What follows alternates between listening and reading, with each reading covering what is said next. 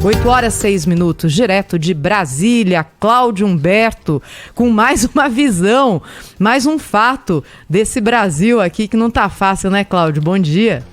Olá, Thaís Freitas, muito bom dia. Bom dia, Sônia Blota. Bom dia, Pedro Campos. Bom dia a todos. Bom dia, Brasil. Olha, aqui eu trago um pouco de bastidor ou de bastidores do que aconteceu ontem no Palácio Alvorada, residência oficial do presidente da República, quando na expectativa do pronunciamento que acabou durando 2 minutos e 1 segundo, né? Muito pouco tempo para tanta demora, né? Um texto que sofreu muito mais cortes do que acréscimos enquanto ele era examinado pelo presidente. A cada versão que ele chegava, ele metia a caneta, isso aqui eu não falo, isso aqui eu não quero falar dessa e daquela maneira, e no final o texto é dele, né? A rigor, o texto é integralmente pode ser atribuído ao presidente da República. E foi curto e grosso, como ele sempre foi na prática, né? As atitudes dele, as falas mais importantes do atual presidente sempre foram muito curtas, né? Sempre muito como é que eu diria, objetivas.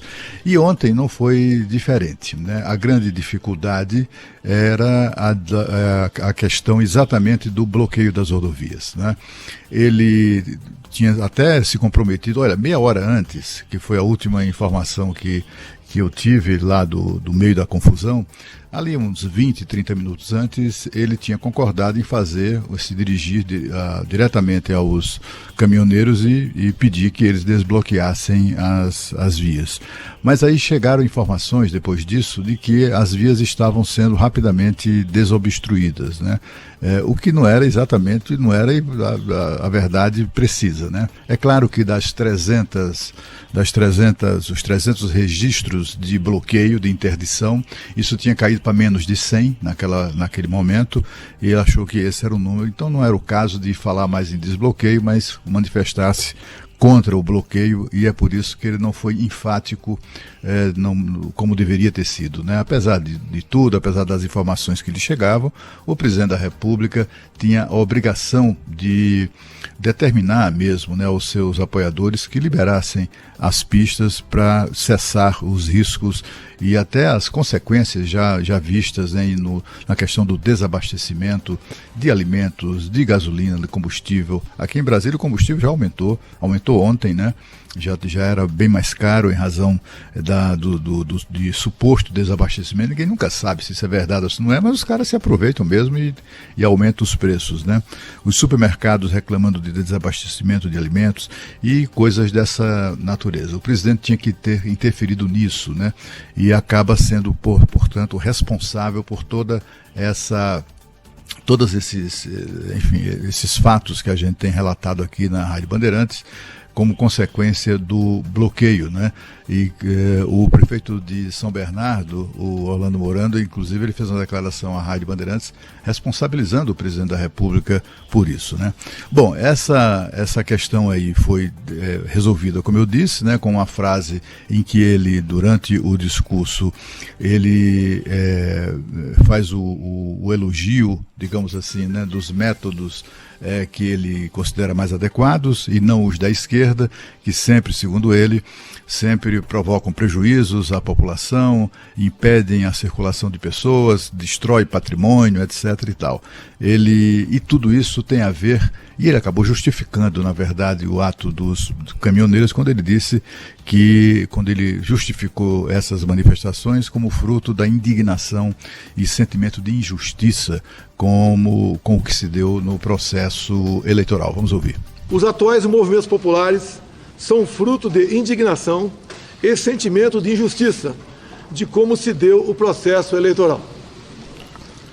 As manifestações pacíficas sempre serão bem-vindas, mas os nossos métodos não podem ser os da esquerda, que sempre prejudicaram a população, como invasão de propriedades, destruição de patrimônio e cerceamento do direito de ir e vir. Esse sentimento de injustiça, essa indignação a que ele se referiu, é também dele e dos seus apoiadores lá dentro do governo, né? A voz corrente era que ele não tinha mesmo que, desde o começo, ele nunca admitiu a hipótese de reconhecer derrota, de reconhecer vitória, ou de desejar boa sorte ao futuro presidente. Nunca isso foi nem sequer considerado, né? Porque ele acha que não tinha obrigação de fazer isso. Quando ele venceu a eleição, Fernando Haddad não fez isso, se recusou a cumprimentá-lo pela vitória e a desejar boa sorte, ele então se sentiu desobrigado a fazer, apesar da cobrança muito forte da imprensa, né, no sentido de que ele fizesse isso, alegando inclusive uma lorota, de que faz parte isso da tradição da política brasileira. Não faz parte, não tem uma tradição, até porque é o primeiro caso de presidente que perde a eleição no exercício do cargo. Então, que tradição é essa, né? A tradição é do derrotado, seja quem for, no exercício do cargo ou não, reconhecer a derrota? Tampouco, né? É do derrotado que não está no cargo, mas foi derrotado e por isso precisa reconhecer a derrota? Também não aconteceu não acontece como no caso do Haddad em 2018. Fernando Haddad, no entanto, parece ter reavaliado a sua postura, porque agora, domingo, ao ser confirmada a vitória de Tarcísio de Freitas, ele elegantemente ligou para o futuro governador de São Paulo para cumprimentar, desejar boa sorte, etc. Isso sim, é uma atitude, como eu disse, elegante, educada, e se curva mesmo ao processo democrático.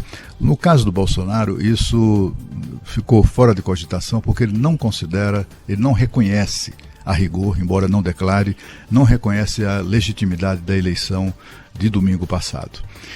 Foi muito lembrado, aliás, isso já tinha sido retomado antes da eleição, mas nesses últimos dias do governo, no Palácio do Planalto, no Alvorada ontem, foi muito lembrada a frase do ministro Luiz Roberto Barroso durante a pandemia, ele caminhando ali, chegando para uma reunião na Câmara dos Deputados, no Salão Verde, ele usando máscara, o que mostra que era o período da pandemia. Ele disse que uma eleição não se ganha, uma eleição se toma.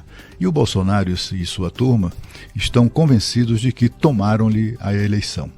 E também outro impedimento, que ele se sentiu impedido de fazer esse reconhecimento, porque ele teria que reconhecer o acerto das decisões e do comportamento da justiça brasileira, né?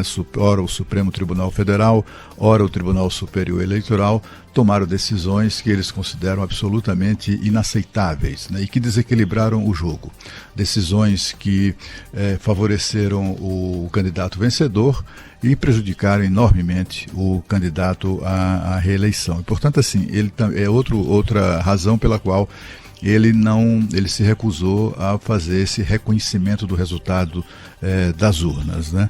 O presidente da República também falou ele disse que ao contrário dos seus acusadores, e ele se referia aos ministros, sobretudo aos ministros do Supremo Tribunal Federal, que o acusaram frontalmente disso, né, desse comportamento. Mas ele disse que ao contrário dos seus acusadores, sempre jogou dentro das quatro linhas, e foi por essa razão que o ministro Ciro Nogueira, como a gente ouviu, enfim, anunciou o início foi autorizado pelo presidente a iniciar o processo de transição de governo. E é tudo isso que na verdade importa, né?